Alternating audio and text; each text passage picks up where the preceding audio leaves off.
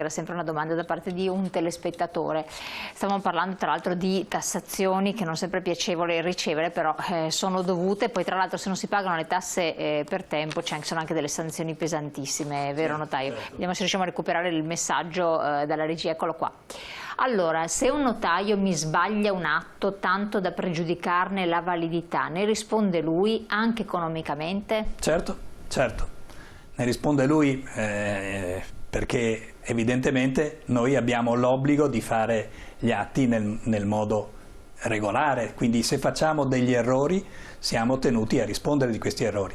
Ed è, come dicevo prima, per questo che c'è una norma di legge che ci impone di essere assicurati, anzi nelle parcelle che noi presentiamo una volta fatto l'atto alle persone, dobbiamo, o addirittura nei preventivi, dobbiamo indicare gli estremi della polizza di assicurazione che copre gli eventuali nostri errori. Questo è obbligatorio? Questo è obbligatorio. Noi abbiamo, come dicevo, una assicurazione obbligatoria che viene pagata collettivamente, siamo sempre noi che la paghiamo, ma ce la paga il nostro Consiglio nazionale che ha fatto un accordo con una compagnia di assicurazione e poi ognuno di noi ha la possibilità di estendere i massimali, cosa che quasi tutti fanno naturalmente. Per evitare problemi. Per una coppia senza figli, i fratelli sono eredi legittimari, chiedo un altro allora, i fratelli non sono legittimari, sono eredi legittimi. Cosa vuol dire? Che se non c'è un testamento e quindi la successione si apre appunto secondo le norme di legge, tra i successibili ci sono i fratelli se quella persona non ha figli. Quindi i fratelli concorrono con il coniuge, per esempio, oppure con il genitore. Oppure se sono solo fratelli, non ci sono altri parenti. Come i fratelli concorrono con il coniuge? Se c'è il coniuge dovrebbe prendere tutto il coniuge, no? No, non prende tutto il coniuge. Il coniuge ha diritto a 2/3 e 1/3 è dei fratelli. Questo, ripeto, se non c'è un testamento, perché io con un testamento posso disporre che tutta la mia eredità vada al coniuge.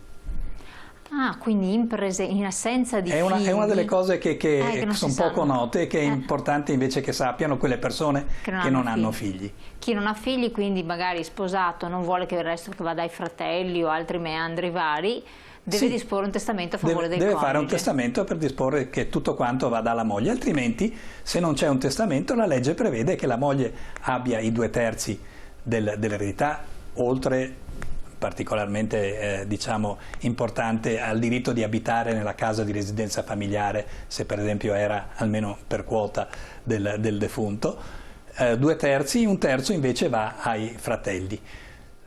Questo se non ci sono genitori, perché nel caso che ci sia un genitore anche i 2 genitori o un genitore hanno diritto all'eredità e allora con i fratelli c'è un certo meccanismo per cui al genitore deve andare almeno 1/4 e quindi i fratelli avranno meno. Se una persona, appunto nel caso sono conviventi, fanno testamento, poi subentra un matrimonio, ma non subentrano figli, vale sempre il testamento fatto prima? Allora, se diciamo il matrimonio che con la stessa persona?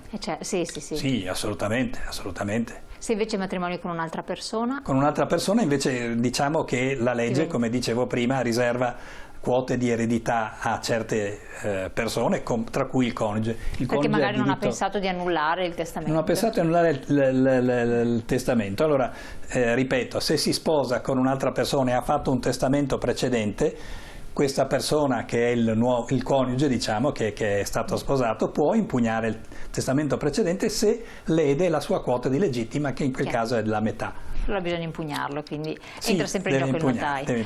Un altro messaggio, poi siamo in chiusura: è separazione dei beni o no? Avere un figlio per la moglie è come avere un'assicurazione sulla vita in capo al marito.